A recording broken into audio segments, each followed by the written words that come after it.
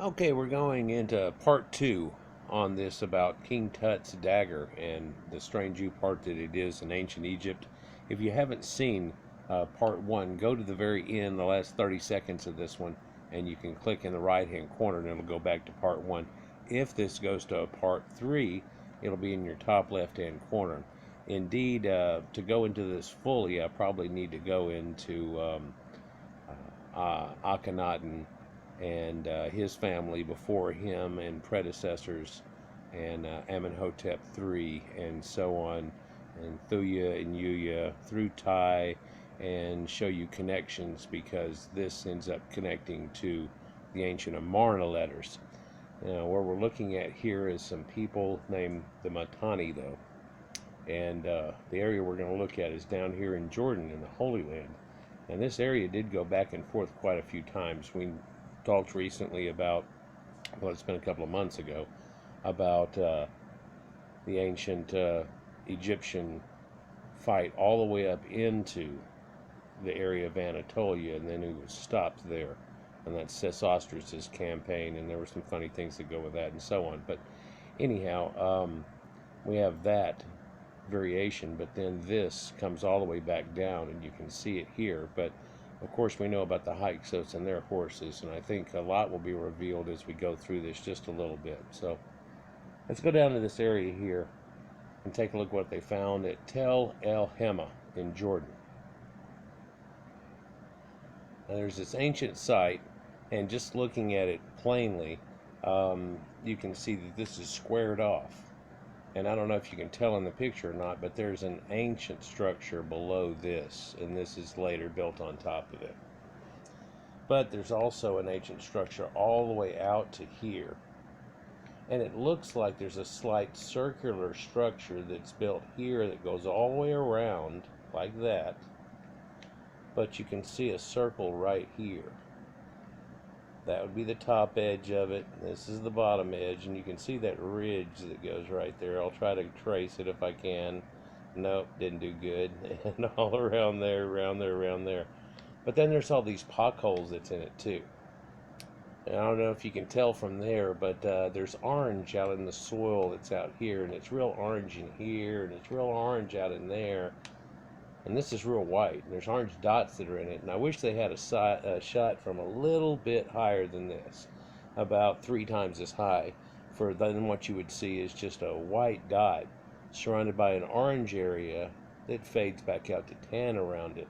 And it was kind of a bullseye for these people finding this with really Google Earth and aerial photography working off satellites and type of things. So now they've set up a perimeter around it, and you can see it here. But there's a truck right there. I don't know if you can even make it out right in the corner of it. So this place is pretty huge right here. This is, well, the size of Stonehenge, but it has quite a reveal to it. And if we zoom in on it here, maybe you can see that circle just a little bit better, where it forms here around the edge and the perimeter. But you can see where there's pock holes in there, and indeed it just seems to be oozing out this orange out of every little slight hole that's in this area, and it just looks like a tail mount. There's more to it than that. For what they figured out is that this is an area swathed with ancient iron slag. Yep. And weirdly, it has an entrance that they excavated out into just a little simple room. But as they excavated it out more and more, got through it, they find out that there's this complex that's built into it that's quite extensive and huge, just built under this tell. And it looks like something out of Star Wars.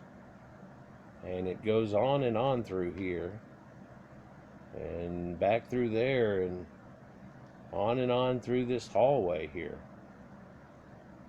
And who it hooks up to is an ancient people we know as the Mitanni. Now, I'm going to do a separate video on the Mitanni themselves, for they deserve one. But I wonder if you can see anything weird about this, where you just have to keep looking and you see things that start to stand out. And if you've been watching my videos, you'll see quite a few things that stand out. First of all, this is Sumerian type art, if you will. It's a bas relief style. They're showing that same curly hair and stuff that the Persians do, the Sumerians, the Akkadians, and so on. These are Mitanni. Now, they have this slightly recurved bow situation that goes on to their archers here. Here's a spearman that's here, and in the back is a guy that's whipping around something, and it's a rock. And if you look real close at his feet, he has a pile of stones. So somebody's about to suffer the slings and arrows of outrageous misfortune. But what else can you make out from this? For there's something that stands out that should. It's kind of new to the area. For they're all riding horses. Yeah. And they all have what appears to be linked chainmail type of outfits that are on. A warrior outfit. And the horses are dressed up, some with frilly headdresses on each one of them. Yeah. You also notice that every one of these guys has that pointy hat that we've talked about quite so often.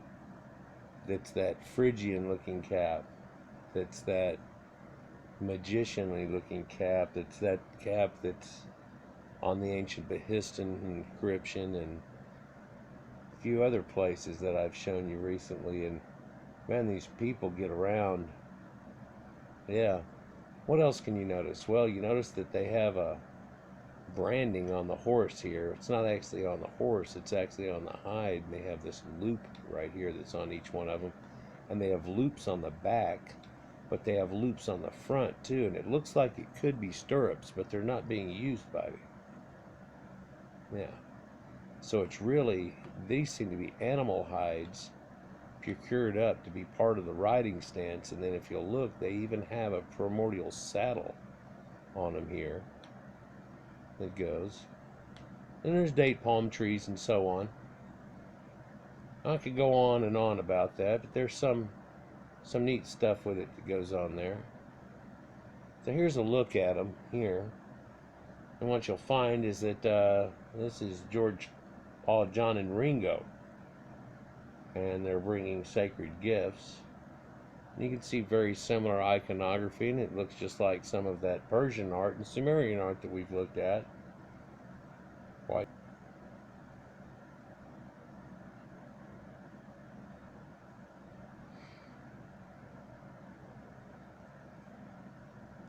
So what doesn't fit with this, though, is that after dating this, and it's real controversial on the dating, but it seems to date to around 930 BC. So that pushes back ironworking and smelting quite a bit. So that changes everything. And again, I get to say that thing. What is it? It's much earlier than previously thought. But worse than that, I don't know if you've seen part 1 or not, but they have metal objects that they can only attribute to meteorite iron, but somehow they were still able to work it into intricate pieces. And an incredible dagger that King Tut's seen with them that has a gemstone dagger, hilt on it that looks like it's made from that meteoric sand out there that was caused by the same type of thing, or some type of glass end on it that's very reminiscent of those crystallish doorknobs maybe your grandma used to have, or some people used to have in the antebellum areas. But here we have a strange thing, and it's all laid out, but a little haphazardly made. Like, you can tell there was an original structure there, and then it was built onto and built on, and then covered up a long time ago. Almost like a Göbekli Tepe thing. But it wasn't covered up that long ago. But you can see this iron ore oozing out. And it just really looks like a red ochre deposit here. For let's make another connection. You know, red ochre is symbolic, just like the stars are to these people. Red ochre's been around in burials going all the way back through Cro-Magnon and into Neanderthal times. People are having this symbology in ancient burials and so on. And we know now that that's, you know, iron oxide. It's red ochre.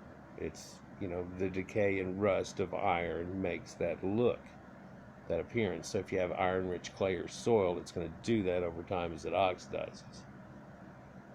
Did they know that back then? Did they figure it out real quick if they messed with iron and they let it out and it rusted and then they went, oh man, look. It's funny how that goes with that.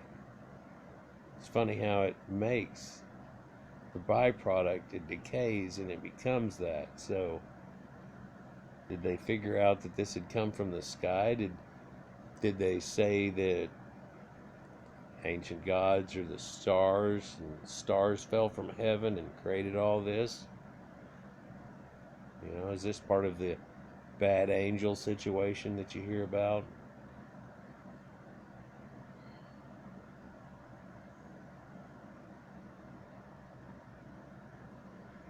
So what's this got to do with King Tut's dagger? Well, there's this thing called the Valley of Kings that we're all familiar with. And you know what's funny is we're fixing to pan around, and King Tut's tombs are over here. And these are different KV tombs that you have around here, but I swear this giant pile right here is hiding one right up below it. You can just kind of tell because there used to be one right there. And you can tell that they made these slides go over it to cover up the tomb after they had made him. That they made these avalanche slides. And I don't know if anybody ever dug that all out. Is that just the pile of all the stuff they took from here and they put it over there?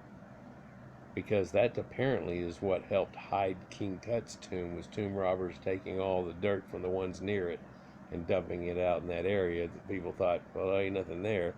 That's the trash pile. And some of the marvels that they found, and the timing of that. An ancient statue, and of course we only know King Tut, and he's just so famous.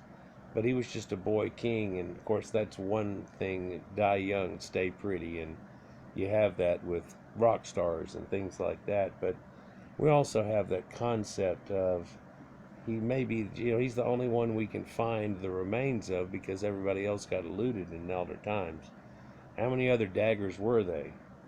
Well, we'll get to that. For it looks like these daggers were fired in the fires of Hephaestus. Maybe in a sun long, long ago.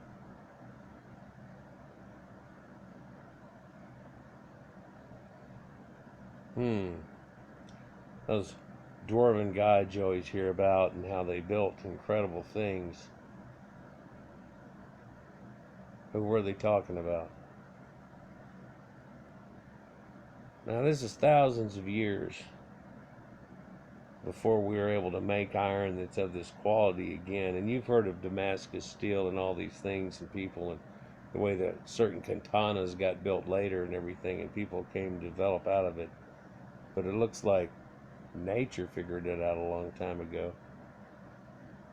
But can we find any correlations anywhere? Well, there's this amazing Amarna tablets written in that ancient Sumerian cuneiform Egyptian writing, and that makes connections. But it goes all the way around that Fertile Crescent for the Mitanni are writing this. And Hatti or Hattusians have this also. And if we look at the Tigris and Euphrates in the original picture I showed you, how the left-hand side of the river splits on off and cuts over there, it leads right into that area. Somebody literally just followed that river on down into what was known as Eden, right between the Tigris and Euphrates, yet simply Abraham could come up and go back down and go the other way and end up into the Canaanite lands that we talked about. And that's where we are right now, in a time in the Amarna letters, at 1400 BC.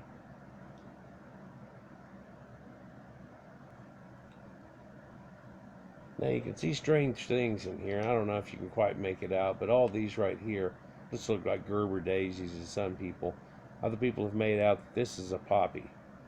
Other people have made out that this is a sunflower, and of course they are sun worshippers. So you can see that idea, and that stalk that we were looking at that's on that deal is on this, and you can't quite make out the top, it's just on the edge, but on the top is a sunflower poking up, looking like the dawn cresting over a mountain. And you can see they're bringing certain things here. God knows, what is that, a little boat turned upside down he's carrying, or is it just something covered up that he's carrying in there? And it's funny, the way that they're wearing this. These are those longer steps though, and it looks like in the Persian area, perhaps in Persepolis itself.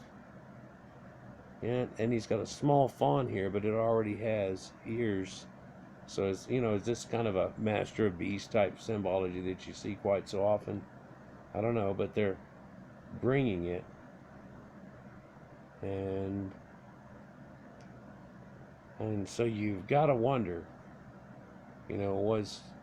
what connections can you make with this Mitanni people, perhaps, with or without meteorites? Why doesn't that fit in the hilt right? It's just not finished off right. That should have a whole build-up that comes all the way up to here, and it doesn't. It doesn't show evidence of it, so it may have been re-hilted to match the set.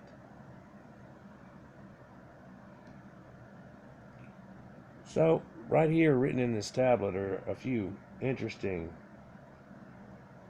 cuneiform characters for when transcribed.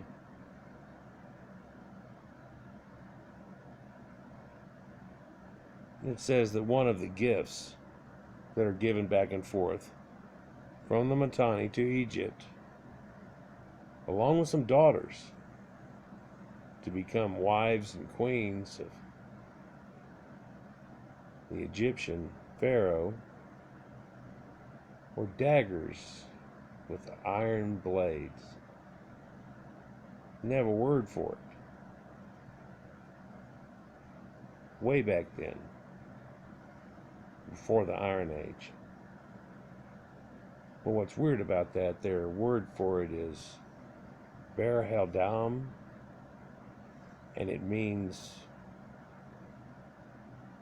iron from the sky. And so is that they caught a shooting star? That sometimes the pot of gold at the end of a rainbow's arc is not the same thing, maybe, or they're seeing a strike.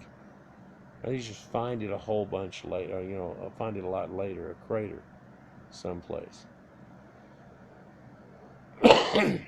Who knows? Perhaps they carried around a chunk of iron with them that they found for a long time, kept it sacred. There are people that believe that that's what's in that cubic mosque that they circle around and make themselves look like Saturn.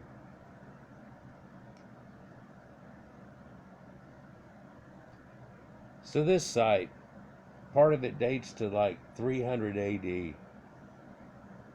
Part of it's been dated at 600 BC. And then that major part, ironworks, are being identified at 930 BC, and that's currently Earth's earliest iron smelting place. But did they get their start out of meteor iron and make the connection by finding a vein someplace, like you find veins of gold, and somehow made the connection? It's got to be something along that line. But there's real problem with the dating, and people don't want to date it at the elder date, they want to date it at the earliest possible date, the latest, closest to now times possible date, because we're pushing a boundary. If we weren't pushing a boundary, they wouldn't feel so bad about it floating a little more. But that in itself changes everything. See the orange spots right there? See the ones here and here?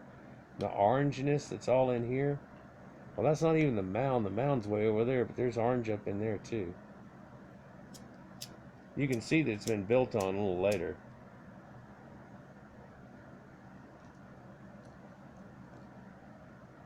There's a lot of things like that.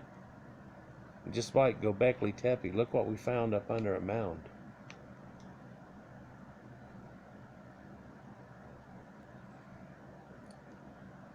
All these wonders of ancient Egypt, and all supposedly built out of cheap weapons and cheap tools, giant pillars, and all these great works. And the whole thing is one great Oopart. Many people see it, many people wonder over it, but you know, they've seen green tipples and things like that, so it really doesn't strike them as being so incredible that it seems to pretty much come out of nowhere. But we're seeing that portions of it don't come out of nowhere, but hey, did a portion of what made it happen fall from the sky?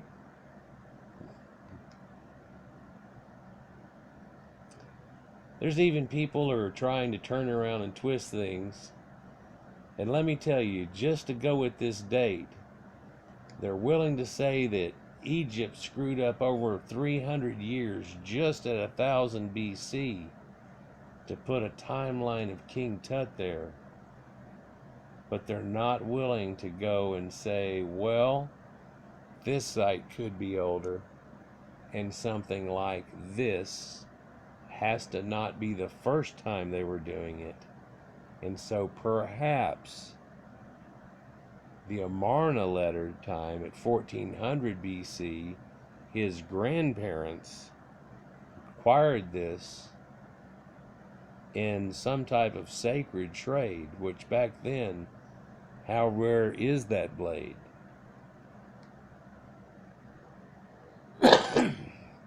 And how rare is a site like this? Or a find like King Tut's? Or a find like something that was fired in heaven's cold and then pushed through the fires of Hephaestus to form and end up thousands of years later somehow becoming a dagger in a time before people even had metallurgy figured out. It's before, some of these are definitely before the Bronze Age. They have gold going on, but then they're pulling off iron too at this time. There's a little bit of lead working too. Now, the strange thing about this is a style of metalworking, regardless of whichever way you want to give credit for it coming into being a dagger. Long and hundreds of years before people come up with an ideal on making something that lasts as well as this, or working with iron this well. And after all this time, this thing hasn't rusted a single bit, and it's starting to show a little bit of slight pitting in it that would have been something as simple as water drops on it long ago. Pretty incredible sight here, and you just found it on Google Earth, and wow, they just found a meteorite and glass hilt. Anyhow, so the Egyptians, they're way into the stars, and we talked about them having this solar boat, and I'll show you that in a minute. But you know, they had this idea that we had had help from the stars, and amazingly, they have in tomb writings in the earliest of dynasties, where it said that the earliest of gods, and these gods that go back into 30,000 years or whatever, but they have bones of steel. They use that damn same word. Isn't that strange? There's a lot of strange things going on with the ancient world. And here we can see an ideal of the sky and the star, and they had a god and a goddess for the Milky Way. Yeah, and it's more of a goddess here, the Milky Way.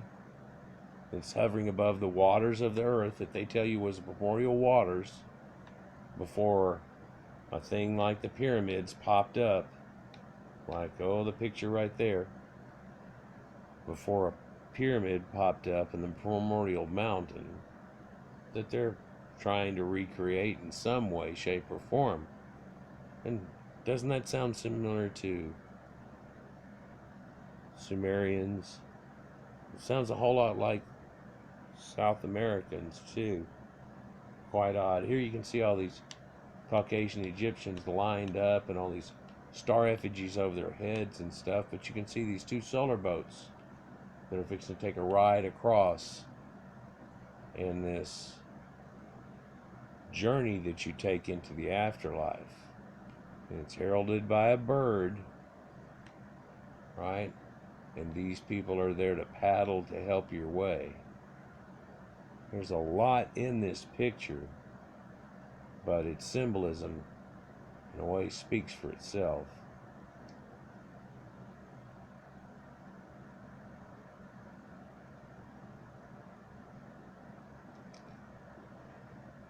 So it's funny that some of these areas in Egypt are just little flat land and bumps, and people have taken and flying over it with a drone and stuff, and wonder what's in those bumps. And it might take people weeks and months even to dig it out. Whenever they do, they find lots of small cubicles and temples, and of course not pyramids but mastabas, and the early building set that went along with Sumerians also. They started with mastabas. For even the step pyramids were just mastabas to start with.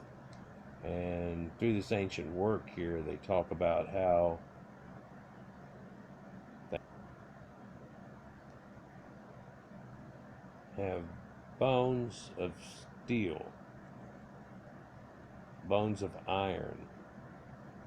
When I was a kid, you know, I keep telling y'all I was playing D&D and stuff and everything, and things kept being shown and shoved in my face. And man, we had the Styx album out, and it had Pieces of Eight with the Easter Islanders on it, but then we had Journey, and it had that Winged Sun disc on it, and the Scarab thing, and all of that, and it was going through. Of course, Boston had their album with a guitar that was a spaceship taking a whole planet someplace, and it looked like, you know, just kind of odd with its depiction. But there were so many more that had other depictions, and I remember hearing, "I am Iron Man," and thinking about, oh wow, you know, wow, what the hell's that got to do with it? And Iron Man, and people, once the Iron Age came on and the power that happened through those people. Of course, back then I was in a band too and stuff and everything, and I'm thinking, you know, these are metal strings that are going on here too, and the copper of the Copper Age is in the wires. Electricity's running through this thing, making it all work. It's just quite amazing how far we've come and utilize things in different ways.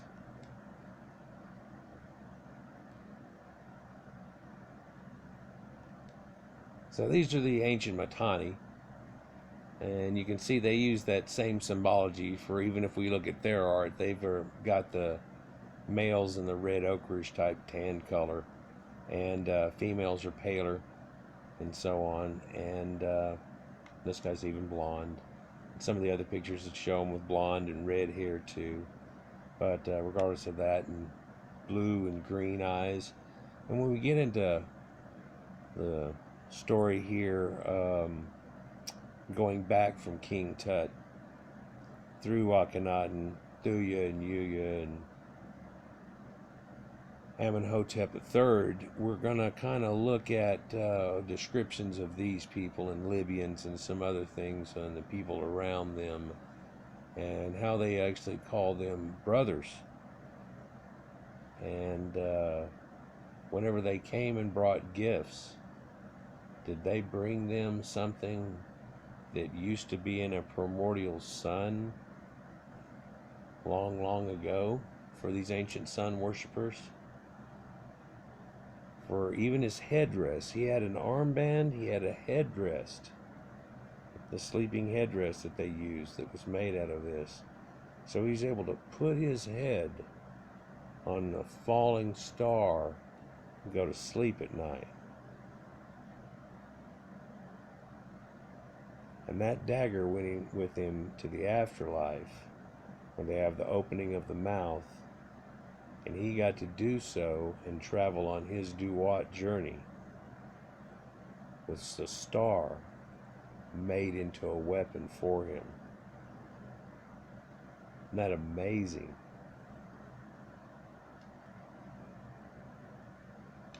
Looks like they brought ice cream. So they found this crater by using the same type technology that we're talking about. And this guy's telling you about it, how geologists are finding this and stuff, archaeologists are finding this, and so on. And if we look here, you can even see the explosion ring off this crater here. And I think this is the same one that I Google Earthed and found accidentally here 2.5 years ago that I did a video on. But strangely, it looks so orange in the sand that's inside of it here, very rusty. In my picture, it didn't look so bad, so much. But they're telling you that there is hundreds of kilos around this that they found, that there was this type of meteorite. So they thought, well, maybe this is it, because they have an ancient trek route that comes not too far by this place. And could that possibly be it? Well,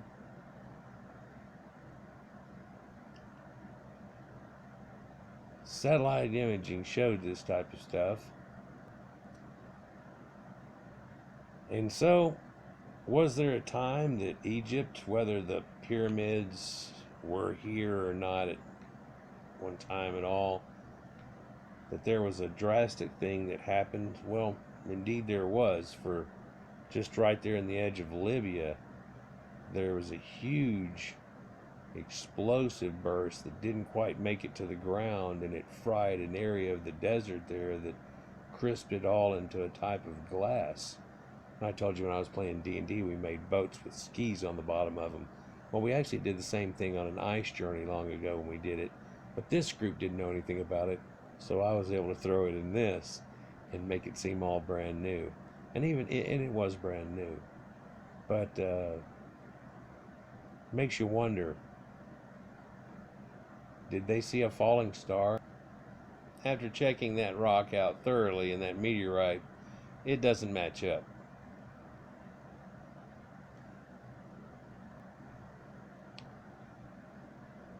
Well, they found another one in Libya itself here, about 130 miles away from Alexandria, and they said it's a close match, but it's not quite the match that it could be. And indeed it should be really spot on, a perfect match. There's no explanation for why it wouldn't be.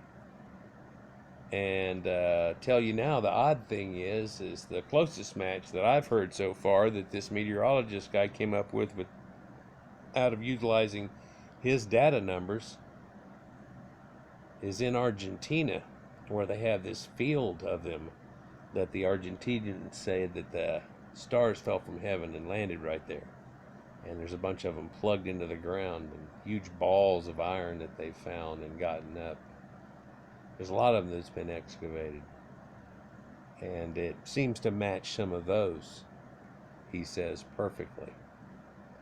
But then again, hey, maybe we just haven't found the exact one yet, or maybe it does really match the one in Libya, but it's just off by a hair because they some way added some more iron to it and changed the composition. And could they have added raw cobalt in any way?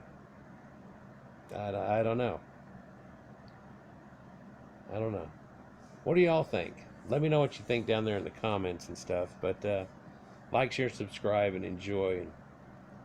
If you can, leave a comment back on number 1 if you think about it too. And we're going to go on and start making the one about the Amarna experience and make other connections. Now in that video, whenever I make connections and I go "and things," you'll know what I'm talking about when I'm talking about this dagger and things that I went into. For there's a little more that I want to add to this, but I'm going to save that little extra spice till after we put the dish on the plate, and that'll give you a little different flavor. It's different when you put the salt in the dish than when you do on the plate afterwards, isn't it? Peace.